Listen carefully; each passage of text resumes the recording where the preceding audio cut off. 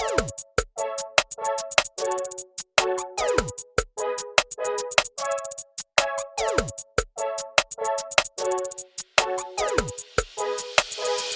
back, everybody. This is episode 8 of the Weekly Juice podcast. My name is Ryan Bevilacqua, and as always, I'm joined here with my co-host, Corey Jacobson. Today, we're going to switch gears a little bit and talk everything credit cards, from travel hacking to reward points and overall freeing up your time so that you can enjoy a little bit more happiness. We are going to have a special guest here that I will introduce in a little bit. So buckle up your seatbelts and enjoy the ride. Corey, want to start us up today? Yeah. So it's funny, Rye, the guest that we have on here is we're going to introduce him in a couple minutes, Matt, your cousin. And he's been doing this for a while. And I literally just found out about this whole credit cards, travel rewards hacking thing. So he's going to have a lot more information and kind of go more in depth about how people can get started and what it all means. But there is this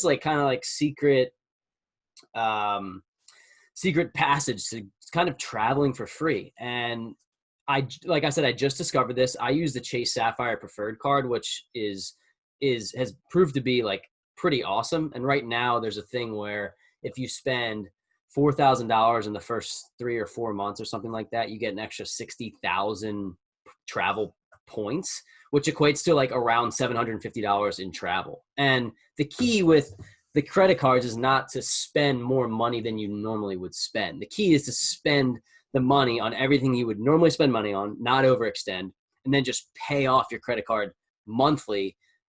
So, you can literally make a purchase on your credit card for $500 and then the next day go pay it off with your debit card, and it still gives you the points. So it's pretty cool because you get to accrue points, and the goal is to not pay any dollars in interest. And I can just give you like an example. Once you accrue some of these points, like essentially, at least with the Chase card, 1 point that you normally get like a point for every dollar you spend, but those points transfer to 0.0125 cents. So like, for example, if you had 50,000 points, that would be around $625 in travel rewards. And then Chase has this portal, at least the one that I use, you can go and you can transfer it directly. And I think you can do it on other sites too. Matt might be able to give us a better understanding of that. But literally, I've just taken all the money I spend everything on and then put it on my credit card. And then once a month, I make a lump sum payment from my debit account. And it's just like I get all these points for spending money on things I would normally spend on. And then I have all these points accrued, and my next vacation is going to be paid for free. And Matt will get into it in a minute. I think he's paid for a number of vacations and massive vacations that he's gone globally for free. It's like this crazy secret thing that not many that people talk about. But I'm going to kick it back to you, Rye, for you to introduce Matt and just get kind of kick us off here.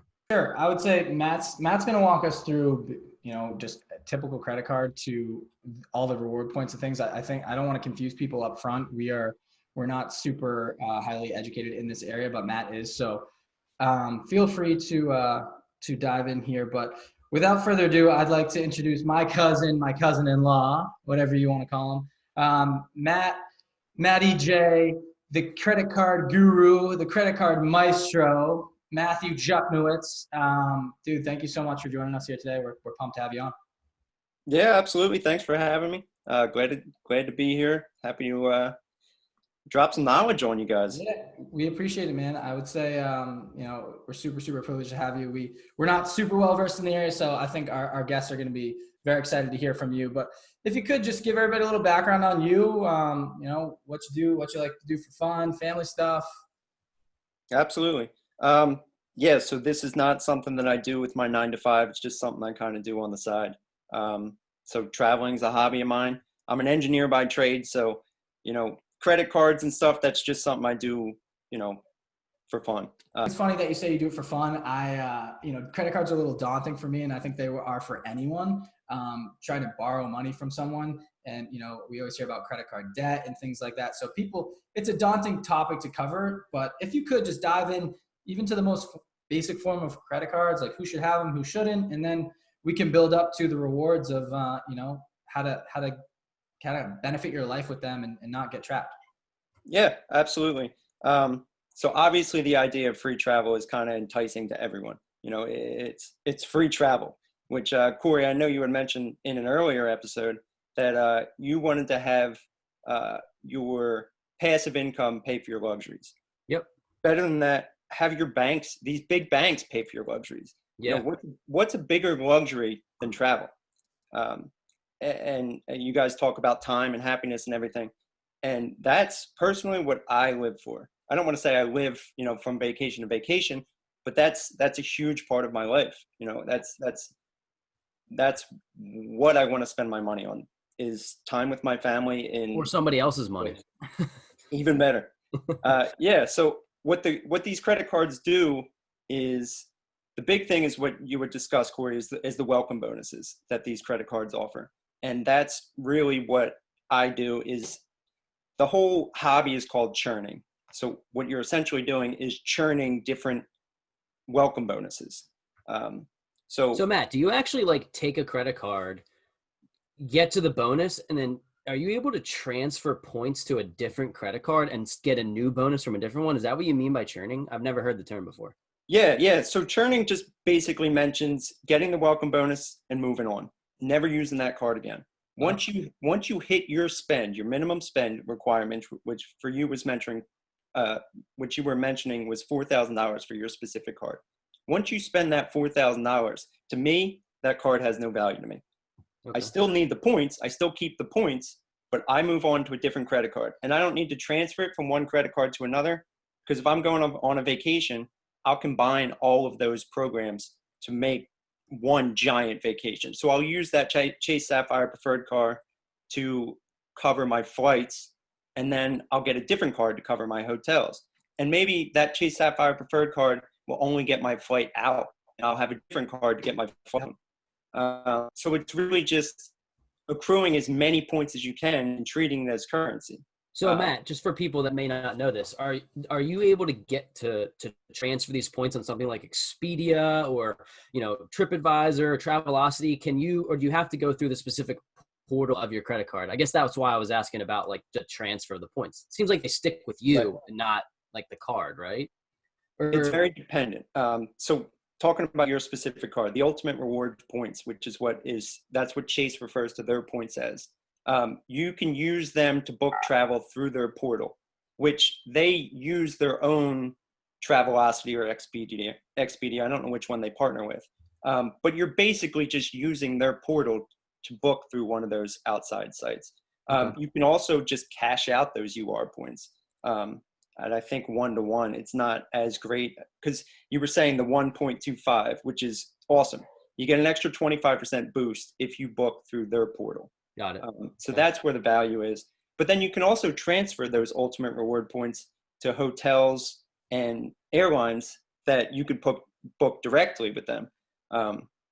So if you wanted to fly United, you can transfer those Chase points and they become United miles. And then you could just log into United wherever you want to go, and it just works like cash. Wow. So I have a couple questions here too. Go ahead. So real quick, in its most basic form, essentially what you're doing is you're looking online and you're finding a credit card that offers a bonus, some sort of bonus in the beginning, right? 60,000 points for spending $4,000 in the first 3 months. So you spend that, then Matt, you're saying you keep that card and it has no value to you. You don't spend anything else on it. You cut it off once you get your reward points. Then that covers, for example, maybe your flight to Greece, and that one way. Then you say, okay, I'm done. I'm going to go another company, grab another card and say it offers 40,000 points for $3,000. And you then kind of go down the line in that. My question is, when you apply for certain credit cards, they have to look up your credit history, correct? And then they have to, I thought if you have a certain amount of credit cards open, you take a hit on your credit, right? And you need credit to, you need to build credit if you want to take out a loan of any type. So I think listeners are a little bit scared in the beginning to be, even for us to go down this rabbit hole of like, I'm going to open up so many different cards. I think you can fall into a trap. And I think maybe if you go into pros and cons a little bit, and like who should and who shouldn't use, it might simplify a little bit, and then we can dive all the way down. Yeah, absolutely. So basically what you're saying is very true. People are scared of credit cards, and there's a reason. Credit card debt is the worst debt that you can have, in my opinion. Americans spend over $100 billion a year annually on credit card interest. And that doesn't include all the other fees that go along with it. You know, your transfer fees, their annual fees. Some cards just have an annual fee. You just pay to have it. Balance transfer fees, cash advance fees, foreign transaction fees. There's so many things that you have to look out for. So you really have to be well informed on what credit card you're using. So these rewards that I'm getting, they're great, but they can diminish real quickly if you're spending interest. So what I recommend to everyone is use the credit card like it's a debit card. Don't spend money that you don't have, because that 20% interest it's just not going to go away. You're going to be making payments for, you're rolling a boulder up a hill. It's not going to work out. Yeah. So you need to pay off your balance in full every month, or this whole thing is going to end up costing you more money than it's worth. So Matt, would you say that like the biggest thing here is it's all about your discipline? Because I know people personally who had, and this is not a knock on anybody necessarily, but I know people personally who had like roughly after they got out of college, they got a credit card, they quickly stacked up $10,000 worth, and then they didn't even understand what interest meant, so that each month at 27% APR, they're paying $500 a month and just coming out of your account on that 10,000. What you're saying is, look, use it like your debit card, pay it off every month, and just use it like on everything else you would normally spend money on. And is that the way to do it? Absolutely. Yeah. I mean, unfortunately, that's not what most people do. The average credit card owner has a balance of $6,000 at any point. Wow. I mean, that's the average. You're paying $1,000 annually in interest every year. And that comes out to, what is that a month? Like, $100, example, a month. You're just giving it to the bank. Exactly. Just for the ability to use their card to purchase something. Because people are spending money on stuff they can't actually afford. Okay. Absolutely. And it spirals. You don't realize that you're spending this money because it feels like free money when you're spending it, because it's not coming out of your bank account. And then you check your balance and you're like, what? I spent $1,000 this month. So it's easy to do. So I'm going to say, if you're not good with money, which people are pretty honest with themselves, they can say, it's just not my thing. I'm going to say, turn this podcast off right now, because it's going to get you all excited and you're going to end up in a bad situation. Or what you could say here is that hopefully maybe continue to listen and get better with money too, because I think what we're trying to do is not just get better with money, but this is a prime example of like how you can free up your happiness. If you really want to take 3 vacations a year and your job or your 9 to 5 or your business allows it, this can allow you to not have to save up so much to do it, as long as you spend your money in the correct way. I think maybe Matt, you could give us, Rye mentioned to me as we were talking that you use these points to go to Greece. Would you be comfortable sharing like one of the strategies you use to spend, look, I'm not going to say how much it was exactly, but people can guess how much it was to go to Greece for 10 days. It's expensive. So would you be able to give people numbers? Yeah. That's fine. So I estimate personally, this is just me throwing off the cuff. I have no idea if it's true or not. I estimate when you go on vacation, your flights and hotels take up about 60 to 70% of the overall cost of the vacation. So for something like Greece, I can't really put a number on it, but it was my wife and I that went. So as a couple, I would say, had we had no points, it was a $10,000 vacation. I would say, I was going to say that number. So yeah, that makes sense to me. Yeah. Now cutting out flights are probably $1,200 a person. So you're looking at about $2,500 in flights. We didn't pay for it. So right there's that savings. Hotels for 10 nights, $250 to $300, so maybe you're saving $3,000 over the course of the trip. Right now, you just cut that in half. So really, when I went to Greece, all we paid for was food and excursions, which to me is what you're going on vacation for. Like when I look back to our trip with Greece, I don't think about the plane ride. That's 25% of your trip, but I don't have memories of the plane. You're thinking about the experience of when you're actually there in a beautiful destination, correct? hiking 10 miles through Crete, up through the biggest gorge in Europe. The Samaria Gorge. Yeah. Oh my God. Dude, we had this crazy bus driver. We took, I don't know, we went out the night before, had a couple drinks, and we driving up this mountain to climb down. My idea, I'll take total blame for this. Like, this would be an awesome hike for some pictures. And I was all pumped up about it. And so we get on this bus ride, Matt, myself, and our wives, and they have I don't want, what do you call it? Almost like a host of the bus ride, right? And he like a tour guide. Does this every day. Every day he hikes 10 miles. To paint the picture of this guy, picture a really thin gentleman, maybe like in his maybe in his 60s, long white hair, gap tooth, super hippie looking with his like Teva sandals on. I'm picturing a walking stick. I'm not sure if he had one, but he had this accent. He's like, 6 a.m. We're all trying to nap just for our big hike day. And he's just like, welcome to Samaria Gorge. And he starts explaining everything. We're like, dude, shut up. We just want to get there. One of a beautiful experience there. But yeah, but that's the whole thing that we're talking about here, guys, is like some people save up for 4 or 5 years to go of their own money, hard-earned money, with at a 5% savings rate, which is obviously lower than the ones that we're preaching that people should probably get on track to have. But they save up for 5 years to go on a trip like that.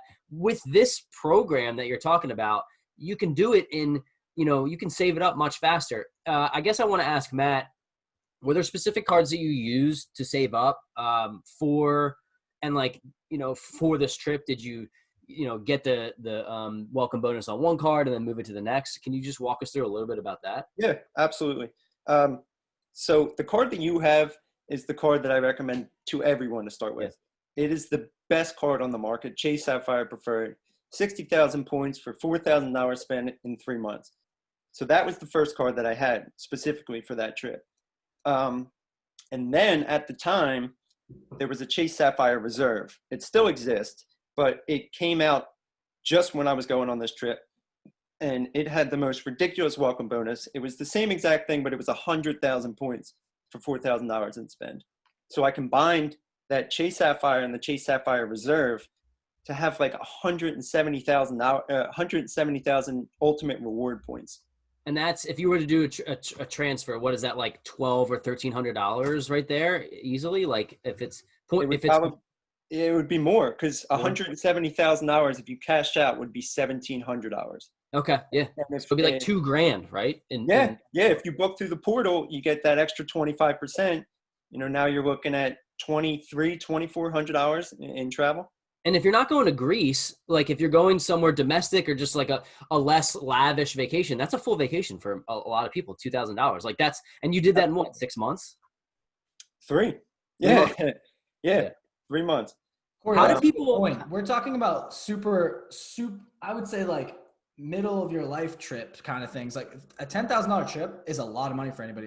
But dumb it down to like, say you want to go to Mexico or Dominican Republic, what a lot of people do for spring break, even in college. So I think a trip like that, simplified, like you said, you basically are going for free. $2,500 to $3,000, something you would spend like that. It's incredible, especially for our younger listeners, where this can save you so much money, and you can have a beautiful experience here by just learning the ins and outs of credit cards. But forewarning here, they're not for everybody, and you can get into trouble. How do you I agree with that, Rye. They're definitely not for everyone, but they can be if you just do the normal things that you would do with discipline. I want to ask Matt, how does somebody who is like literally, I didn't own a credit card until like 6 months ago because I had a stigma and I didn't really know how they worked. And now that I understand them, I'm like, this is amazing because I'm disciplined for the most part with my money. How do people find these credit cards? Where would you suggest they go? I mean, do you just walk into your bank and ask for one? Can you what would be the suggestion of you? How do people find them? Right. So typically where most people find out about credit cards is through a mailer, something you get in the mail, and it's just an offer.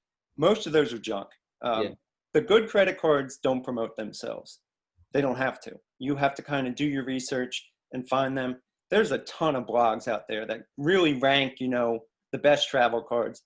So that's where I would go. For instance, the Points guy, I don't know if you guys have heard him. I've heard of him, yeah.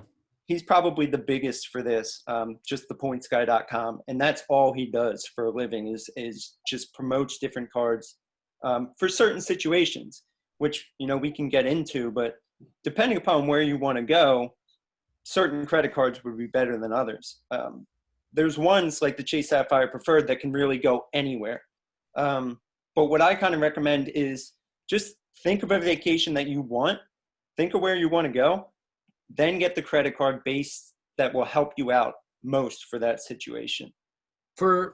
That's good advice. For somebody who doesn't have a credit card, should you just apply for as many as you want? Is there a limit? Is there a roundabout way to say, okay, start with one and then move on to the next one? What do you think is the best way to go about it? Right.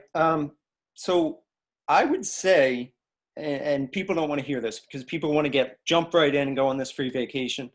I would say if this is your first credit card, you need to kind of hold on to it for a little bit. You need to build up some credit. Not only just your credit score, but credit history. So like Ryan, you asked earlier about, you know, what are some of the drawbacks? What does this do to your credit score? So there's a lot of things that go into a credit score. And one of the biggest things is just credit history and your average age of account is a big one. So for you, Corey, that's just starting out, your average age of account is a couple months. Whereas me, I got my first credit card when I could at 18. So I still have that card today that has 12 years of history. So they can go back and be like, this kid has had this card for 12 years, not one late payment. So they're going to inflate my credit score and they're going to be more willing to give me more credit cards. Now, if you were to apply for another credit card right now, after you just applied for one a couple months ago, they'd probably throw up some red flags. They're going to be like, all right, this kid just got one. He can't even afford to pay this one. Now he's getting a new one. Yeah. Why does he need two credit cards right now? So that would throw up some red flags. So the first thing that I'd say is just build history. Get a card, sit on it for a year and a half, maybe 2 years, just to kind of show the credit bureaus that you can control your finances. You can handle a credit card and they'd be more willing to give you another one. Interesting. One of the other things that I wanted to talk about here is that not only you can use this as the travel rewards too, but you mentioned that there's like a cash advance. You could actually transfer the points to direct cash too. So some people could also use this as like almost like a secondary savings account in a way where you would stack up all these points. Let's say if you got to 50, 60, 70,000 points and you were in a bind, you could transfer that money out for like $800 or $900 or, you know, it's probably 1-to-1 at that point, like $700 that you can get back. So it's kind of another way to look at it. Ryan, do you have any other specific questions? I think this is like super fascinating advice if you really kind of dive in and get a hold of it. Yeah, I think I have a bunch of different questions here, but I think it's important to talk about just the benefits and the advantages of credit cards in general. Like we are specifically talking about one bucket here in travel rewards and how all the things we like to do, we like to travel and how can we get some of this for free, right?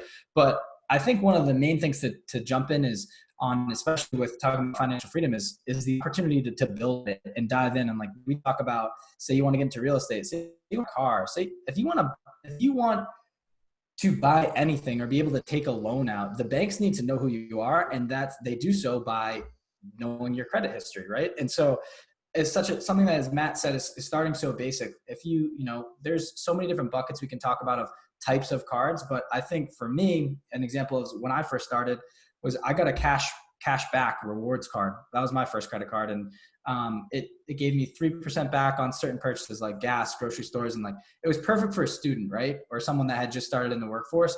And then, that's back in 2014. Now look, we're already in 2020, 6 years of credit history. That's pretty awesome. And then when I went to buy my property and buy a car, they knew over time, I gradually upgraded my cards over time to other ones, but I never canceled that original card just because, as Matt said, the length or the amount of time, I think it's the average age of credit or history, that takes into account. So what I would suggest is start early and as early as you can, just like we talk about with investments, and hold that card, and you can always play in between. Matt, do you have any specific tips? And my my main question here was, I got a little nervous. So say you go and you apply for a card, right? And you do the 60,000 points, spend the $4,000, and then you said you're done with it, right? Do you cancel that card at any point, or how do you get that so it doesn't affect your credit in a negative way? Right. So typically I will only cancel cards that have annual fees. If they don't have an annual fee, I won't cancel them. However, most of the cards I'm applying for have annual fees because they're the more valuable wanted cards. So what I do is after I hit that spend, which is typically 2 or 3 months after I had the card, I'll sock it away and then I'll wait until that annual fee hits after the first year, 12 months after I've applied for that card. When that annual fee hits, I'll call up the bank, tell them, hey, I'm looking to cancel. Sometimes they'll waive it. Sometimes if they see you as a valued member, they'll say, hey, we'll waive it this year. Or they'll say, if you spend $1,000 this month, then we won't charge you the fee. If not, if they just say, hey, yeah, we'll proceed with your cancellation, they'll refund that annual fee. So I won't pay an annual fee on a card. I just won't. So how do you keep it organized? How do you, for example, say, I don't know when I open my card exactly. I don't know when that annual fee is going to hit. Any tips and tricks for people trying to keep things organized? Yeah, so I use an Excel spreadsheet. I'm extremely organized, but I also use Mint. So I have all my credit cards on Mint, and most of them have zero balances because, like I said, I don't use them. But I typically know when the annual fee is going to hit. But if I don't know, I'll log into Mint. There will be a $95 charge there. I'd be, what's that $95 charge? Right, yeah. That credit card. And I go in, it's the annual fee. And like I said, once that hits, it's not like you have to pay that back. You call them up and they'll refund it. And then you cancel the card and you're done with it. You move on. That's awesome. So that's cool, Matt. I think the banks are making so much money. The reason that they're willing to say, hey, yeah, if you spend an extra $1,000 on this card this month, we'll waive the fee, is because the banks are banking, for lack of a better term, on you not knowing how to run your finances, because they make money on the interest payments. So it's almost like beating the system in a way. If you're just really smart with your finances and saying, okay, I'm not going to let this interest accrue. I'm not going to give the bank free money. I'll never want to give the bank free money. Like, I'm going to say, I'm going to spend the exact amount that I want. And then if they're saying, okay, spend that $1,000 because they think you're going to let it, you're going to not going to pay it off each month. So that's really good advice. It's really good stuff. I think, Matt, if we could break it down, you've helped me a lot throughout my life with, I love to travel, spend time with family, and that's a big part of my why, and I know it is for you too.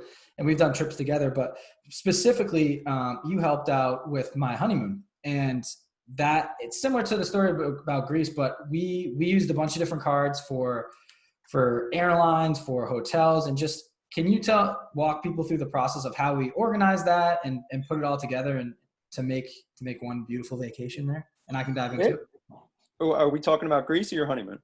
Honeymoon, Hawaii. Honeymoon. Yeah, absolutely. So I was talking to your wife at the time and just planning out the honeymoon, and she mentioned that you guys were staying at a Hyatt in Hawaii, which I hadn't heard about, but I looked it up and I was like, cool, like you could save a bunch of money on this trip. And because there's big hotel brands all have their own credit cards. So this Hyatt card, Chase offers a Chase Hyatt card, which, in my opinion, top 2 or 3 cards out there. So if you sign up for the Chase Hyatt card, you get 50,000 points for $3,000 spend in 3 months. It's a very typical scenario for these sign-up bonuses. So at the time, I think that your hotel was like 25,000 points. So you could have booked 2 nights with just one of you signing up for the card. Both of you signed up for the card, you could have gotten 4 free nights. In that particular situation, Hyatt offers a points and cash option, whereas instead of paying for the entire thing with points or the entire thing with cash, you could pay for both. So you can use some points and some cash to pay for the hotel. So in your scenario, rather than get 4 free nights, it made sense for you to get a discounted rate for 8 nights. So your 8 nights, I think you saved like $300 per night off that by using points. So you guys signed up for 2 cards. You got $300 off for 8 nights. You saved $2,500 for just your normal spend. Just That's a spending large percentage of that $6,000 in trip 6 too, months. man. That's a large percentage of that trip. I mean, that's huge to save $2,500. Like that changes your whole vacation. Think about, and then Court and I both use travel reward cards. So, my family's up in Massachusetts, and every time I want to go home to visit them, I'm like, I want to try to get free flights, right? It's only a couple $100, but over time, if I spend gas, groceries, bills, everything on this travel reward card, anytime I want to go home, visit the family, it's free for both of us. So to Matt's point, we decided we wanted to do that for the honeymoon too. So we used our travel reward cards for the flights. So the flights were free. We had this hybrid option essentially for cash and credit or cash and rewards for the stay. We ended up only, similar to Greece, only paying for drinks and food when we got there. Yeah. And you can't really beat that. That's crazy. It's absolutely insane. So one of the other things I want to talk about is like what you get points for with these credit cards, Matt. And I think right now Chase comes out with certain time multiplier of the points that, you spend specific things on. For right now, if you go to grocery stores, which pretty much everyone's doing because everyone's stuck inside, I think it's 3 times the amount of points, where normally it would be 1 point per dollar spend. Now it's 3 times per dollar spend. And they have something also with Lyft and Uber, which is not that, doesn't apply really to right now, but 5 times the amount of points for, if you have a $20 Lyft ride, you get 100 points for that. So like that's some of the benefit of using this to try to rack up points by spending the normal amount of money, wouldn't you say? Yeah, absolutely. And it adds up. And what you're saying makes complete sense. However, that's just not something I do. Just because I'm always hitting a minimum spend, always. I always have an open credit card offer. So I'm not going to use that put it this way. So if you sign up for a card and you spend, I say that you're always going to get $600 from any card that you sign up for. With the welcome bonus specifically, right?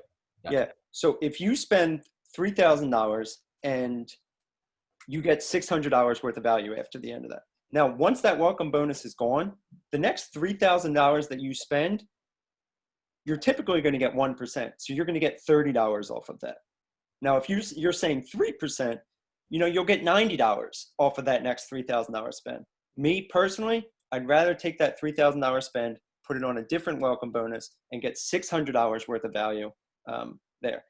Now, I have everyday spend too that I typically, maybe I don't have that credit card, and that's huge. Absolutely. You want to take full advantage of those rotational programs because they'll do groceries, they'll do gas. Sometimes they'll do like electronics, like a Best Buy or something like that. Yeah.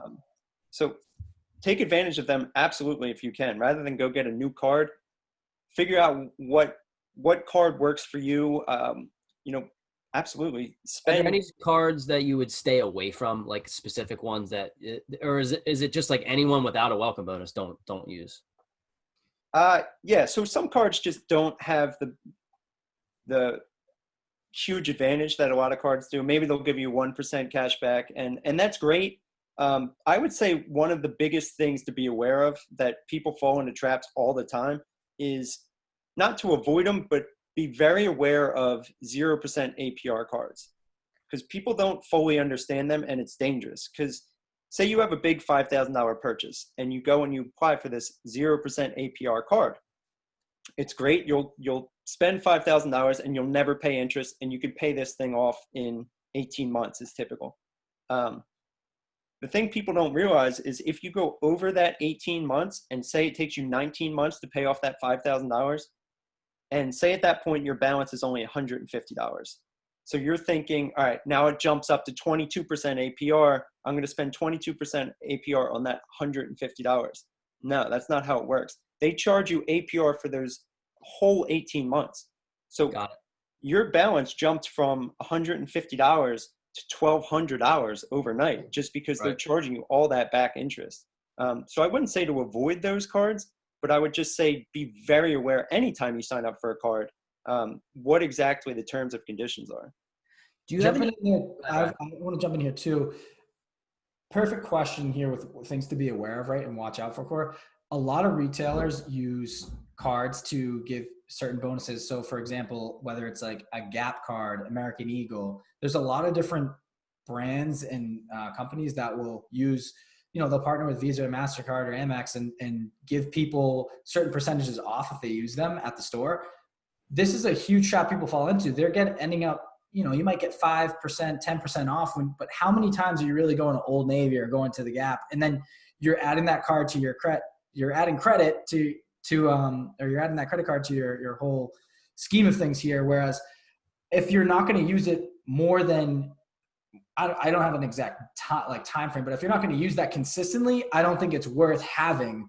Whereas you're going to use the airline one every day. You're going to do the gas one, cash back every day. There's certain ones just to be aware of, like, oh, here's your free sweatshirt if you sign up for this Amex for Gap. Just be on the lookout for that. It's a trap that a lot of people fall into, especially impulse buyers when they get to the front of the register. To go off impulse buyers, right? I'm just curious if Matt has any tips on, and maybe you don't, but I'm just curious if you have any tips on how to not overspend, or there's certain things that you do. Because the whole idea here is don't get a credit card to pay for something that you can't actually afford. Don't say, oh, I really want something, for $5,000. I can't afford it. I'm going to put it on the credit card. Is there any tips you have for people that to not overspend, or just maybe it's just budgeting or using Mint or something like that, right? Yeah, that's essentially what it is just budgeting and just making sure at the end of the month you pay the entire thing off. I can't stress it enough. Use your credit card like debit card. If you don't have that money in your bank account, don't put it on a credit card, because you're just going to fall into a hole that you don't want to be in, and it's too hard to dig out of.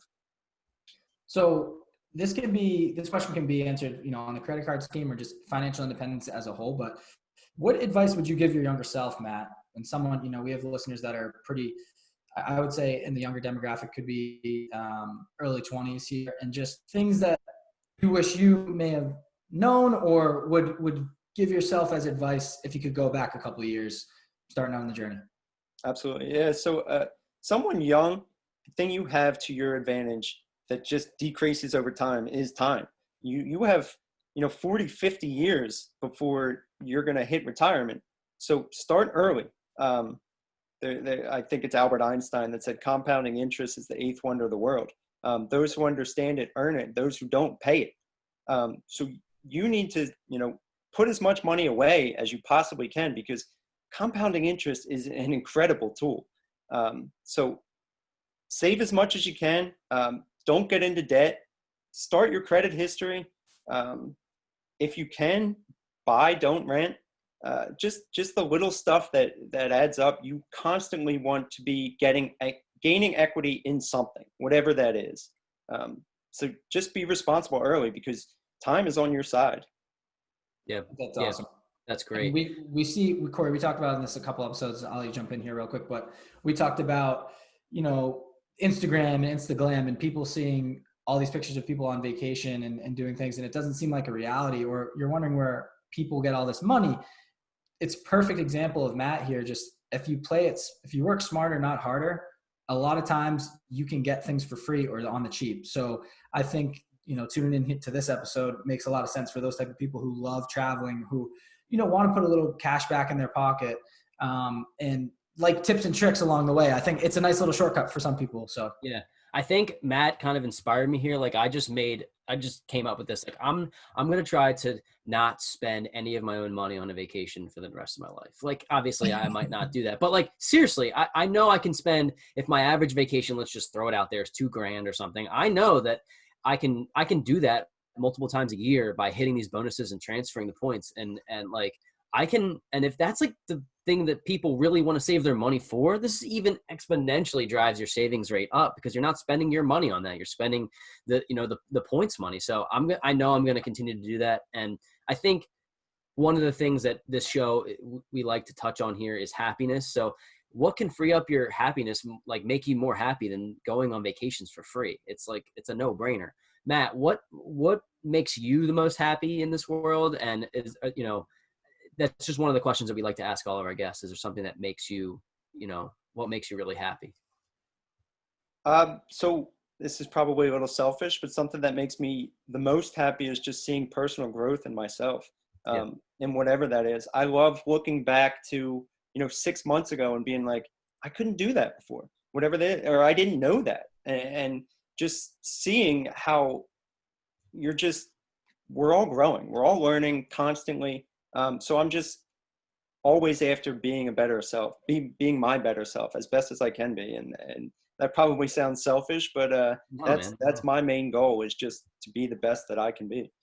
That's cool. That's so like Matt, we talked about this a little bit, how you're an engineer by trade, but you're almost like engineering your way through this credit card thing. And it's like, I know that if I have any questions, I know who I'm going to reach out to. It's pretty cool. I hope people can kind of grab hold of this. I mean, Rye, do you think we have any specific questions that we want to ask Matt left? Or- I think for Matt covered a lot of things. I would say he knows this game more than us, right? So Matt, I'll kick it to you. Just if you think we left anything off the table, things something people should know that might benefit them. I know we did we talked about something about manufacturing. I think it might be kind of cool just to throw it in here. It's kind of even more mad scientist-y than we could get into, but I think it's cool. So maybe dive into that a little bit, and we'll see how it goes. All right. Yeah. So a lot of people might be listening to this and just being like, I can't spend $3,000 in 3 months. Like, I don't have that natural cash flow, which sets you can't really sign up for most of the offers. So they're like, I'm out, but that's not always the case. So what Ryan's mentioning is manufactured spend. So basically what that is spending money, but not truly spending money. So if you have $3,000 to spend in 3 months, and say that you only spend $500 a month, where do you get that extra $1,500 from? Because if you don't spend it in 3 months, that offer's no good to you. So what manufactured spend is there's many ways to do it, and I could dive in for another hour just talking about the different ways to do it. But one method that you do is buying a gift card. So you go and you buy a $500 Visa gift card, and then you liquidate that in some ways and take that cash and pay back the credit card. So you could do that over and over and over again. So there's different ways to actually liquidate the gift card, which I'm not going to get into completely, but somehow convert that to cash, which is maybe you somehow get a money order and use that money order, deposit into your account, use that account to pay the credit card back. So it's just a circle, but basically you're spending whatever you want, thousands of dollars, but never actually spending your own money, just moving it from one place to the next, to the next, to the next. And people are doing that on huge schemes. This is kind of like a funny thing, but when the US Mint first came out with dollar coins, they wanted people to use them. They wanted them to get into circulation as fast as possible. So they offered to ship them to your house for zero shipping charges. So you would buy a dollar coin and they'd ship it to your house. What they didn't realize is what people were doing is they would buy thousands and thousands and thousands of these dollar coins for free shipping. So say you spent $10,000 on these dollar coins, they ship them to your house for free. You take them to the bank, you deposit them into your bank, and then you pay your credit card. There's stories of people earning 1 million airline miles doing this. And the bank had to eventually stop it because it's something that they never thought of. But it's just a way that people are taking advantage of the system. And that's one example, but there's hundreds of different ways that people are trying to figure out a way to get free miles. One of the things, I mean, that's like amazing. One of the things that I would recommend if people are trying to hit the minimum for some of these things is what I've done is it's kind of a little bit of a pain, but if you're looking for free vacations, like why not do it? I've taken for the last couple of months all of the automatic payments that I have, like for utilities. If some people are paying rent, sometimes you can pay rent with a debit card. So you could do that. I've taken it off the automatic and use my credit card for that. And then the next day, just pay it off with my debit card. So for like your water bill or, your cable bill or your heat and gas, and those can add up to $300, $400, $500 a month. If you're, some people pay the whole thing and then they have their roommates pay them back. But what I've done is I've taken my automatic payments off of my normal debit card and put it on the credit card, but then I make sure I pay it right back off. So that's another way to not really manufacture, but just another step there that you could do. And just to piggyback off that a little bit, like I've actually paid my heating and gas a few months in advance. Like say your bill's $400, you can throw $1,500 on there. Now, the thing with that is you're floating money. Your next few bills are going to be $0 because you already have that credit built in. But if you need to spend $1,500 right now and you only have, a $400 heating and gas bill, if you can float the money, that's one way to just pay it in advance. Because And what you're saying, Matt, is you're spending money that you would ordinarily already spend anyway, even if it's in the future. So you're not spending any more money. You're just spending it in the time frame that you need to spend it, right? That's exactly right. Yep. Dude, that's actually insane. I've never thought about that. It's like, what, like, yeah, why would you pay your heating and gas bill early? You know what I mean? Yeah. It's not something if you're trying to get a free trip to Florida, you might. Yeah. So you can see that actually it'll just appear as a negative in your credit in your on your balance, and it means you're up, which is kind of insane. I didn't even realize you could do that. Yeah. But we talked about it a couple times here, or a little bit here, but organization's key, I would say, just for people doing this. Like, pull out an Excel spreadsheet or get Mint. We talked about it in a couple other episodes as well. You have to stay organized, because if not, you could fall into a couple of different traps here. I will say, when we talk about all these reward points and miles and keeping track, like, each company typically has an app that you can use, and it'll show you the amount of reward points you've accrued. So, and then they also have a website online to manage as well. So it's pretty easy to do, but I think if you have your own personal way of streamlining it and organizing it, it's massive. I will say, Matt, too, I don't know how in depth you'd like to get in on this, or if you could, but we talked a lot about the personal benefits of a credit card, right? I'd like to dive in, if possible, a little bit on the business benefits. I know there's a lot of different business cards out there, and we talked about, of course, super into real estate. If you had any thoughts, on that side of the world. Yeah.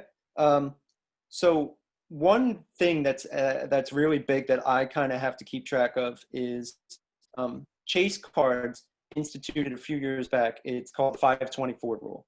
So that's a very big limitation on personal cards. You're only allowed to apply for 5 cards in 24 months. So that makes it a little difficult, where you can apply for, 5 cards a month. You got to every 2 years. So the good thing about business cards is they don't have that stipulation. So that's where a lot of the value in business cards come in, because they don't have those personal limitations. And qualifying businesses are pretty expansive. You don't have to run, your own fast food chain or anything like that. Hosting a podcast is a business that counts as a business. So you could use a personal or a business credit card for that. Like equipment, real estate investing. Stuff like that. If you run a blog, or if you just resell on eBay, anything like that, business cards are way better than personal cards as far as their welcome offers. Cool. So we touched on a lot of things here. I think the overarching theme is that you can use these to free up your time and make you happier. I don't know if we have any other questions for Matt, but like, it could potentially be life-changing for people. If people, like, when I found out about this, I was like, oh, okay, I'm going to do this. And now talking to you, I'm like, this is even way bigger than I even thought it was.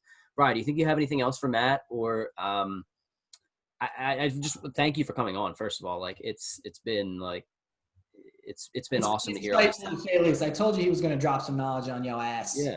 But I would say our last segment of the day, what we typically do is we have the last drop. So in the Weekly Juice podcast, where a lot of us here are glass half full guys, optimists, and our episodes almost come to an end. So the last drop would just be for Matt. I'd like to know if you have any recommendations, business books or personal books that have personally benefited you in your life that you think our listeners could listen to or read that would help them out into their financial journey. Yeah, so I'm slacking in that department. So I heard in an earlier podcast, Corey mentioned Rich Dad, Poor Dad. So that's something that's on my list, but I gotta say, I'm a very passive investor. So I throw a bunch of my 401k, my IRA, but other than that, I don't get into too much. No, that's good though. We also want people that have just different avenues of the way they look at it. Like, we know not everyone we bring on is going to be a real estate investor, but go ahead, Rye. Let me rephrase that. I should say any resources that you've used over your time that have benefited you. I know we talked the points guy, right? We talked specifically for me, NerdWallet, like Mint, there's a lot of different tactics and tools that people use. I know you do a lot of research. Is there anything that you use as your hub or that, you think people could lean to get advice? All right. Yeah, absolutely. For this particular thing that we're talking about, which I said was churning, I use a specific subreddit for it. So reddit.com, there's a subreddit churning. So it's reddit.com/r/churning, CHURNING. That's where I got started in this whole thing. There's an incredible community on there that will show you valuations for every point out there. So if you want American Airlines points and you're like, what does 50,000 American Airlines miles do for me? They can tell you exactly how much that's worth. They can tell you which cards to get. So if this sparked an interest in you, definitely go there. And the Points Guy's another one. Check him out. Frequent Miler is another one. 1 mile at a time. There's a ton of information on the internet about this. Yeah. So I would definitely check that out. This is the game-changing episode for us because it's like a different avenue to talk about the same end goal. So I know I'm going to use this. This is episode 8, just for people who are wondering, episode 8 of the Weekly Juice podcast. I want to thank you, Matt, for kind of spitting some knowledge at us here. Like, I think those resources that you shared at the end are just great for people to do on their own time once they listen to this podcast, because I know I'm going to check it out. Ryan, do you have anything else you want to add? Nope, that's it. I think from both of us here, we truly, truly appreciate it. Thank you for joining the Weekly Juice podcast. This concludes episode 8 with Matt Juckniewitz. If you would like to get in touch with him, please contact us and we'll put you in contact. Once again, thank you. One other thing, Rye. Oh, At Weekly Juice Pod. Check us out on Instagram. We're constantly posting things that are upcoming, things that we're currently doing, and then like recapping the last episode. Also, subscribe on iTunes, on I guess Apple, Spotify, and it really helps us out because we love bringing the content, and we're going to keep doing it. And just to branch out and bring new people on. Matt's a guru in this. I know I'm going to come back to him 100 times with questions, but if you guys have questions for him, reach out to us. We'll be able to put you in touch. Anything else, Rye? Good to go? Juice Boys out.